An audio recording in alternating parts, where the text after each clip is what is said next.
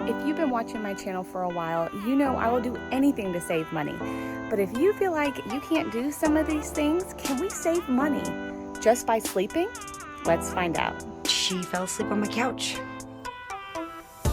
And she's been asleep for 22 hours.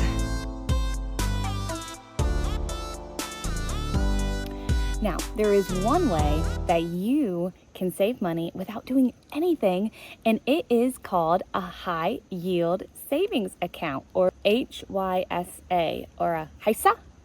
HISA. It sounds like something they would do in karate. HISA. But a high yield savings account is just a savings account, but you get a higher percent of interest back just by keeping your money in that account. So some have like 4.25%. Some I've even seen have 5.12%. So just do your research. There's tons of different companies that have high yield savings accounts that can save you money just by sleeping. Now, I haven't had mine in a high yield savings account for very long, but I do know that you will get like some type of sheet or something for tax season. So just be mindful of that. I don't know what that entails yet because I haven't done it, but it's worth it. So as you can see here, I have accumulated some interest, which is good, and that interest will accumulate on top of the interest, which will make you more money, which is why a high yield savings account is so much better than a regular one. Now, if you look at these different pictures, I have two different high yield savings accounts. One is a sinking fund and one is our savings, and my sinking fund does not have a whole lot of money in it, so I'm not getting as much interest, but the other one I'm getting a lot more because I have more money in it. Now, another thing you may want to try is to look in your bank and see what kind of programs that your bank has. Some banks have a round up system where if there's any change or anything, say you buy something and it's $12.52, the rest of the money of those centage to get to $13 would go into your savings account and it would automatically save. I will just caution you. Warning, warning, warning. When you're looking at these different banks and these different things, always read the fine print.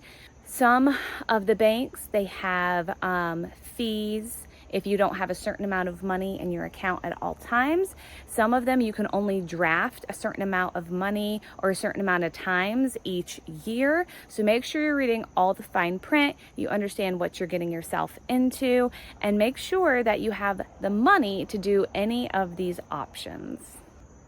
Now, I am not a money expert by any means. I am a stay-at-home mom of 5 kids. So please get some financial guidance for these next couple. But another thing that you can do is invest either in the stock market. You could do index funds, the S&P 500, or mutual funds. I'm not going to say whether you should do one or the other because, again, that is not my expertise. But look up the information, and if you have a little bit of extra money, you can put those into the market. And then, depending on the stock market, it'll either go up or down. But over time, it ends up having a good return rate. So that is something that you can do, and you do it one time and then you don't touch it, and it's just like making money while you sleep. Something a little bit more time consuming that would be a lot more effort in the front end but may make you more money on the back end is creating an online course, an ebook. If you're really good at taking pictures like photography, or you're good at making any type of digital or online product, you could do that, and you could set up an Etsy account or even do affiliate marketing through Amazon or things like that, where you set up like a digital store, and if people click on it, you get a certain amount of money back. But I think with Amazon, you have to be like asked to be a part of one of those. I'm not sure because I am not part of it. So again, do your own research. But if you're really good and crafty, Etsy might be the best thing for you. All these different things that we have been talking about really only save you minimal amounts of money, except for the stock market.